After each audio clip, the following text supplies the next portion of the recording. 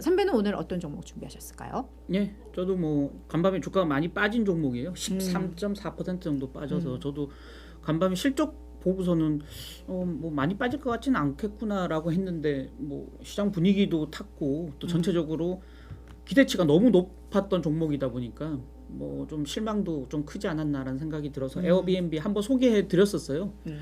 전반적으로 공유 숙박 서비스는 조금 팬데믹 때 워낙 수혜를 많이 받던 상황에서 이제는 속도가 조금 늦춰지겠지만 종합 여행 그 업체로서 자리매김하면서 굉장히 빠르게 성장할 것이다.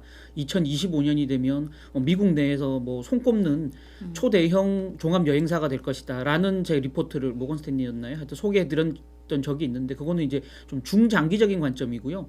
간밤에 주가가 빠졌던 부분들이나 지금 간밤에 나왔던 그 증권사 그 반응들은 대부분 좀 짧은 내년 상반기까지의 단기적인 어떤 전망들 위주다라는 점을 조금 구분해서 보셨으면 좋겠다라는 겁니다. 3분기 실적을 발표했는데요.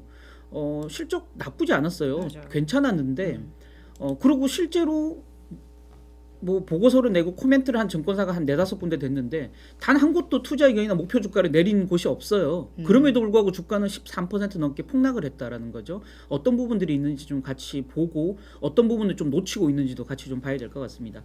그 중에 가장 대표적인 리포트를 하나 제가 가져왔는데 마크 해큰이라고요. 마크 마헨이라고요.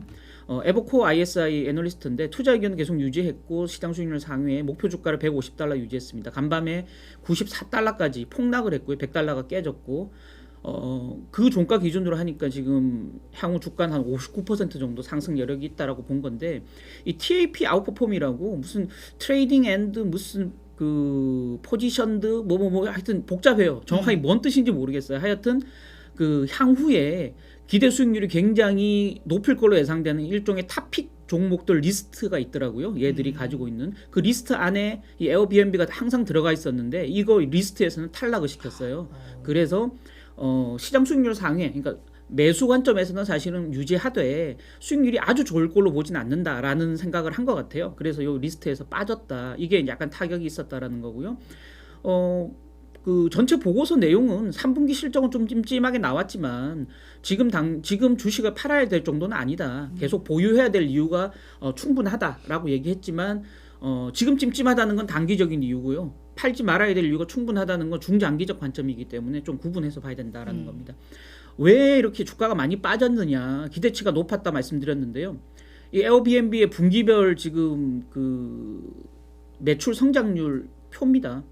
지금 안 좋아요. 3분기 이제 어제 발표된 게 3분기인데 매출 성장률이 29%. 지금 국면에 나쁘지 않죠. 이런 여행업체가 29% 매출 성장률이다. 근데 그 이전에 작년 보십시오. 3분기부터 67, 78, 70, 58 미친 듯이 성장하다가 지금 속도가 많이 줄었죠. 그다음에 월가 전망치로 보면 4분기도 다음 분기도 23%로 성장률이 좀 둔화될 것이다라고 본 겁니다. 3분기 매출액은 29억 달러인데 말씀드렸던 대로 월가 전망을 넘어섰어요. 그리고 29% 성장을 했는데 이게 성장률이 29% 성장이 그나마 2021년 1분기 이후 최저 성장률이다라는 겁니다. 근데 이것도 약간 좀 이해해야 되는 게 회사 측에서 발표한 거는 강달러 영향이 있었기 때문에 달러 환율 영향을 제외하고 보면 매출 증가율이 36%다라고 얘기했지만 36이어도 2021년 1분기 이후 최저거든요. 예, 어쨌든 간에 뭐 성장률은 둔화되고 있는 건 분명하다라는 겁니다. 성장은 하지만 속도는 둔화되고 있다. 연준하고 비슷하죠. 금리 인상은 하지만 속도는 이제 둔화시킬 것이다. 네. 아니 또 그렇게 또 예. 조정 EPS 1.79달러. 이거 월가 전망보다 훨씬 높았어요. 그리고 작년보다 47%나 늘어났거든요. 그리고 4분기 매출도 18억에서 18억 8천만 달러. 월가 전망치가 18억 5천 달러니까 평균으로 보면 조금 미달이죠. 18억 4천이니까 중간값은. 그래도 이 정도 실적인데 주가가 이렇게 13%나 빠져야 되겠어? 사실 좀 이해가 안 되죠.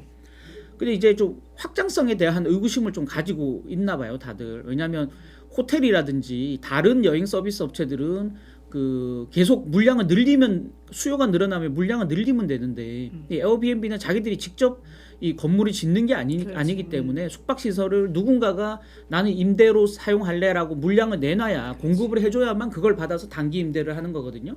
근데 이게 차트 보시면 미국 호텔의 객실 수입니다. 위에 파란색은 계속 완만하지만 늘어나고 있는데 지금 에어비앤비에 등록돼 있는 그 공급 주택 수는 지난 분기에 가파르게 꺾였다가 최근 가파르게 꺾였다가 지금 조금 늘어나고는 있지만 이게 굉장히 완만하게 그 이전에 가파르게 늘어났 때에 비해서 굉장히 완만하다는 거죠. 그래서 확장성이 좀 부족하지 않냐. 그래서 한때 이 에어비앤비의 임대로 공급하는 물량이 정점을 찍어서 이제 성장이 어려울 거다라는 전망들이 굉장히 강했어요.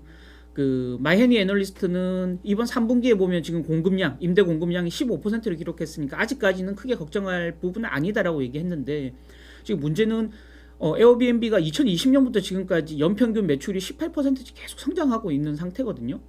그리고 향후 3년간도 20%대 성장을 이 에버코어 ISI는 전망을 하고 있기 때문에 그렇게 본다면 원격 근무나 아예 장기 체류나 비도시 지역에 체류하는 거나 이런 그 팬데믹이 바꿔놓은 새로운 수요들이 굉장히 많이 늘고 있기 때문에 20% 성장도 향후 3년간 가능한데 물량은 늘어나지 않고 공급 물량은 늘어나지 않으면 이걸 못 따라간다는 거죠. 그래서 지금 많은 월가에서 좋게 향후 성장성이 좋을 거야. 단기적으로는 조금 고생하더라도 장기 성장성은 좋을 거야 얘기하지만 사실은 공급 물량의 한계를 좀 뚫어내야 된다라는 리스크가 분명히 있다라는 거죠. 그래서 그런 부분도 조금 우려스러운 부분 중 하나로 꼽혔던 부분이고요. 마이애니 애널리스트는 지금 주가 오늘 밤 간밤에 급락한 건 이 에어비앤비의 펀더멘탈이 변한 게 아니고 기대가 너무 과도했기 때문에 그 기대가 꺾인 탓이다. 그래서 펀더멘탈리하게는 변화가 전혀 없다. 회사는 계속 사야 된다라고 얘기하고 있고요. 소비자 여행 지출이 좀 경기 침체 때문에 둔화될 수도 있고 경쟁도 가열되겠지만 그로 인해서 내년 상반기까지는 에어비앤비에 좀 역풍이 불어닥칠 거다. 그래서 매출 성장률 전망치 보면 올해가 39% 전망했는데 내년에 20%, 그래서 많이 꺾여 반토막 날 걸로 예상을 한 거죠. 다만 2024년이 되면 다시 27%까지 회복될 거기 때문에 지금 당장 주가 좀 역풍이 있더라도 팔지 말고 내년까지 계속 내후년까지 기다려라라고 얘기하고 있는 거고요. 성장과 수익성을 모두 갖춘 최고의 성장 스토리를 쓰고 있는 기업이기 때문에 짧게 보고 지금 주식 팔 생각하지 말라라고 얘기하고 있어요. 예. 그럼에도 불구하고 밸류에이션 자체가 굉장히 부담스럽습니다. 올 들어 주가는 한 40% 정도 빠졌는데 옆에 보시면 지금 현재 그 이익 대비한 PER이 57배고요. 향후 12개월 이익 추정치 대비한 PER이 40배가 넘거든요. 이건 다른 호텔업계나 이런 데 비하면 2배, 3배 이상 되거든요. 그래서 밸류에이션 자체가 너무 높다라는 부담은 분명히 존재합니다. 이거는 그동안 너무 가파른 성장세에 계속 장밋빛 전망들을 증권사들이 남발하다 보니까 생겼던 결과물이긴 하지만 JP모건도 간밤에 투자 의견 냈습니다만 중립 유지했고요. 목표 주가는 105달러. 거시경제 역풍의 여행 수요도 줄어들 거고 투자자 우려도 계속될 거다. 다만 매출이나 수익성 모두 양호하고 강력한 혁신도 지속하고 있기 때문에 단기적으로 어렵다, 중장기적으로 좋다. 똑같은 의견입니다.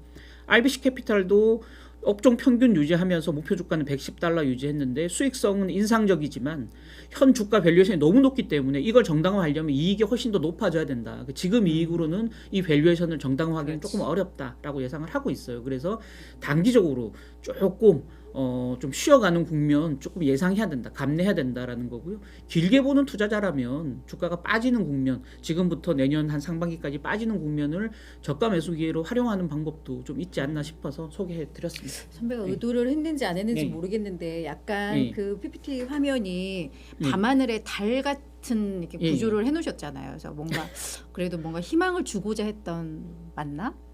꿈보다 해몽일까요? 투더문인가요? 투더문? 네, 아무튼 뭐 간밤에 사실 뭐 실적 우려도 있었겠지만 증시 자체가 안 좋으면서 뭐 낙폭이 더 커진 부분도 또 있을 건데 뭐 중장기적으로는 좋다니까 뭐 그래도 뭐 또 위로가 좀 됩니다.